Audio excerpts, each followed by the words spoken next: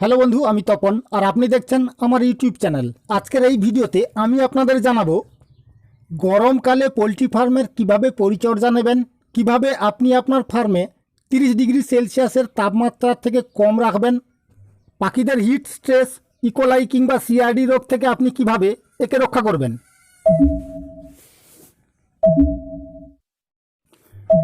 বন্ধু, আমি ফার্মের 4টি গুরুত্বপূর্ণ বিষয় নিয়ে আজকের আপনাদের সামনে তুলে ধরব। এক হচ্ছে আপনার ফার্মের এনভায়রনমেন্ট বা ঘরের পরিবেশ, 2 ফার্মের জল পরিবেশন, 3 ফার্মে খাবার পরিবেশন, আর 4 হচ্ছে আপনার লিটার ম্যানেজমেন্ট।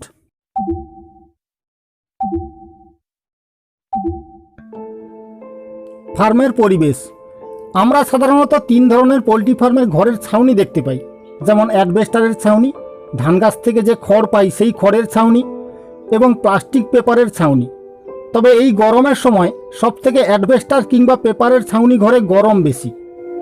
আপনি যদি অ্যাডবেস্টার বা পেপারের ওপর খড় বা পাটের বস্তা কিংবা লম্বা ঘাস বিছিয়ে ওপর থেকে পাইপের মাধ্যমে সকাল 9টায় ভালো করে জল ছড়িয়ে ভিজিয়ে দেন, তবে আপনার ফার্মে দুপুর 3টে অবধি তাপমাত্রা স্বাভাবিকের থেকে 2 ডিগ্রি সেলসিয়াস অবশ্যই কম থাকবে।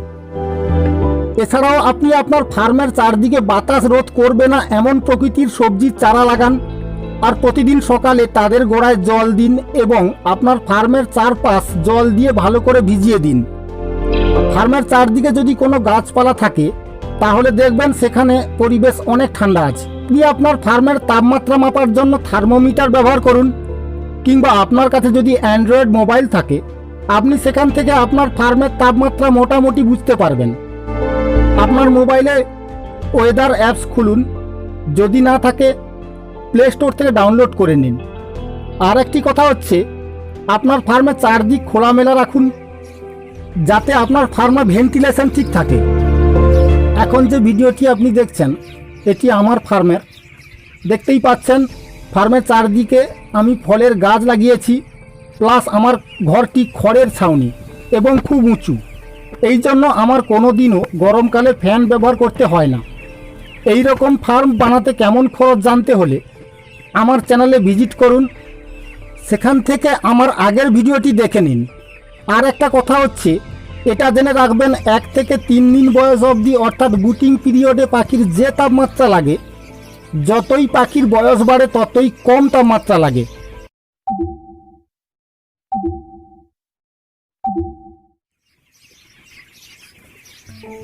জল পরিবেশন, গরমের সময় পাখি প্রয়োজনের তুলনায় বেশি জল খায়। আমাদের দেশে সাধারণত সকাল 9টা পর্যন্ত 30 ডিগ্রি সেলসিয়াস তাপমাত্রা থাকে। বেলা বাড়ার সঙ্গে সঙ্গে বিকেল 3টের দিকে সেটা বেড়ে দাঁড়ায় 35 ডিগ্রি সেলসিয়াসের কাছাকাছি। পোলট্রি খামারের জল 2 রকমভাবে দেওয়া যায়। এক হচ্ছে বড় ড্রিঙ্কার বা মাটির কলসিতে, 2 পাইপ লাইনের মাধ্যমে। আপনি যেভাবেই জল দিন না কেন আপনার শোধন করা জল যেখানে স্টক থাকে সেটি যেন অবশ্যই ঘরের মধ্যে হয়। যদি ফার্মের বাইরে থাকে তাহলে তাকে অবশ্যই পাটের চট কিংবা খড় দিয়ে ঢেকে রাখুন এবং তাকে 8টার সময় জল দিয়ে ভালো করে ভিজিয়ে দিন, যেন ভিজে ভাব বিকেল 5টা অবধি থাকে। শুকনো হয়ে গেলে পুনরায় আবার একটু জল ছড়িয়ে দিন। এতে আপনার সুবিধা হবে কি, আপনি যখনই আপনার ফার্মে জল দেবার প্রয়োজন বোধ করবেন তখনই আপনি আপনার হাতের কাছে ঠান্ডা জলটাই পাবেন।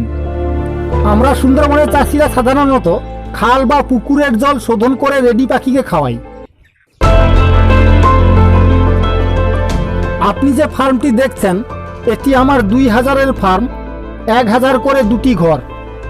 আমি আমার পুকুরের জল এই 600 লিটার ড্রামে 150 গ্রাম ফিটকিরি এবং 3 গ্রাম ব্লিচিং পাউডার দিয়ে শোধন করি। এটিকে ঠান্ডা রাখার জন্য চট দিয়ে ঢেকে রেখেছি।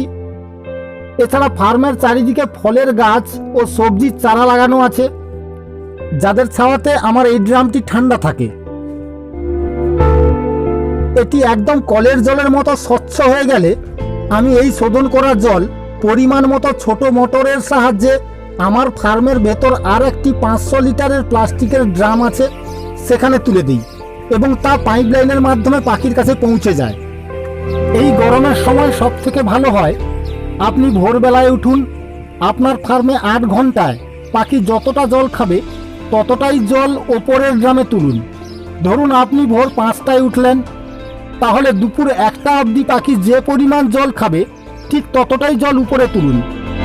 জল স্টক ড্রামে নেওয়ার আগে পাইপ লাইনের সুইচ কিংবা প্যাচ বন্ধ করুন এবং পাইপ লাইন থেকে আগের জমে থাকা জল বাইরে ফেলে দিন। কারণ আপনার ড্রামের কিংবা চৌবাচ্চার জল ঠান্ডা থাকলেও পাইপ লাইনের জল কিন্তু গরম থাকে। এই রকম সাধারণত দিনের বেলায় 2-1বার করলে পাইপ লাইনের জলটাও ঠান্ডা থাকবে। একটি কথা মনে রাখবেন, প্রতিবার আপনি যখন ফার্মে খাবার দিতে ঢুকবেন তার আগে অবশ্যই জলের ড্রিঙ্কার ভালো করে ব্লিচিং পাউডার মিশ্রিত জল দিয়ে পরিষ্কার করে নিন। আপনি যদি সারাদিনে 3বার খাবার দিতে যান তাহলে 3বারই জলের জায়গা পরিষ্কার করুন। এই গরমের সময় ভোর 5টায়, দুপুর 1টায় এবং রাত্রি 9টায় জলের ড্রিঙ্কার থেকে জল পরিবর্তন করুন এবং স্টক জল থেকে ঠান্ডা জল পাইপ লাইনের মাধ্যমে ছাড়ুন। এবার কথা হচ্ছে, আপনার যদি শোধন করা জল কিংবা ডিপ টিউবওয়েলের জল হয় তাহলে আপনি জলের পিএইচ ঠিক রাখার জন্য ভোর 5টার সময় জলের মধ্যে পরিমাণ মতো ট্যাবলেট কিংবা লিকুইড দিয়ে জল ছাড়ুন। এইসব ট্যাবলেট বা লিকুইড বাজারে বিভিন্ন নামে কিনতে পাওয়া যায়। আর আপনি যদি আমার মতো কোম্পানির অধীনে চাষ করেন তাহলে নিশ্চয়ই আপনার কোম্পানি এই মেডিসিনগুলি আপনার কাছে পৌঁছে দিচ্ছে। আমি আমার ফার্মে ভোর 5টার সময় ট্যাবলেট দিয়ে জল শোধন করে পরিবেশন করি। আবার যখন ঠিক 12টা থেকে 1টার মধ্যে জল শেষ হয়ে যায় তখন একই রকমভাবে আবার 8 ঘন্টার জল তুলি এবং শোধন করি এবং তাতে পরিমাণ মতো ওআরএস মেশাই। যদি আপনার ওআরএস কেনার সামর্থ্য না থাকে তাহলে বাড়িতে লেবু, চিনি আর লবণ দিয়ে ওআরএস বানিয়ে নিন। দুপুরবেলা পাখিকে ওআরএস খাওয়ালে পাখি অনেক রিফ্রেশ থাকে। আর রাত্রির জলে পাখির হজমের সমস্যা দেখা দিলে লিভারের ওষুধ খাওয়াই। আপনি যদি ঠিকঠাকভাবে এই রকম ম্যানেজমেন্ট করতে পারেন তাহলে আপনার ফার্মে ইকোলাই এবং পাখি সাউন্ড চিরতরে বিদায় নেবে।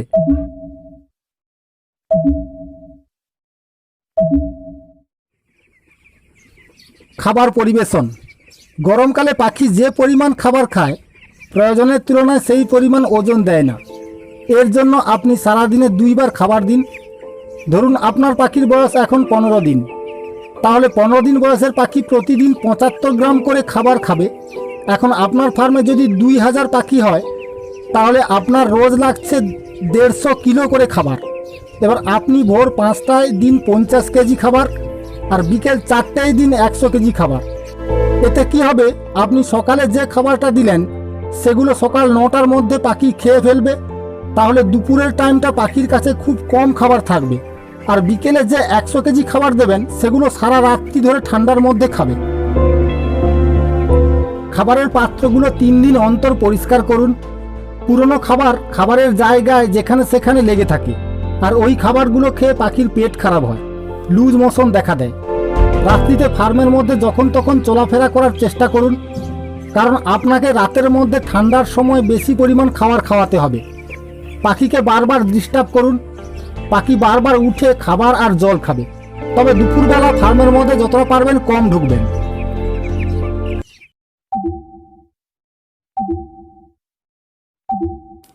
Litter management.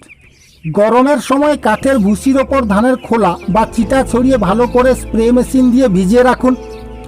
15 দিন বয়সের আগে লিটারে আঁচড় দেবেন না। 15-20 দিন পর ভোর 5টার আগে ফার্মের পর্দা সব খোলা রেখে আঁচড় দিন এবং লিটারের ওপর স্প্রে করুন স্প্রে করা মেডিসিন দিয়ে।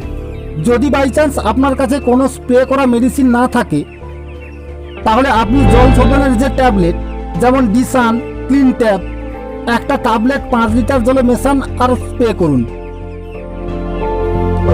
পাখির বয়স যত বাড়বে মানে 30 দিন থেকে 40 দিন অবধি লিটারে দিনে 2বার আঁচড় মারুন, একবার সন্ধ্যার 6টায় এবং আরেকবার ভোর 5টায়। পাখির জায়গা রাখবেন ফাঁকা। শীতকালে যে জায়গায় আপনি 2000 পাখি চাষ করেন গরমে সেখানে 1500 পাখি চাষ করুন।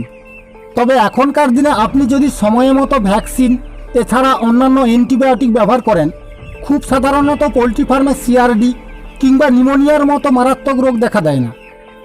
তবুও বিশেষ করে আমাদের সাবধানতা অবশ্যই প্রয়োজন, কেননা আপনার সাফল্যতা এনে দিতে পারে আপনার পরিশ্রম এবং আপনার সুন্দর ম্যানেজমেন্ট।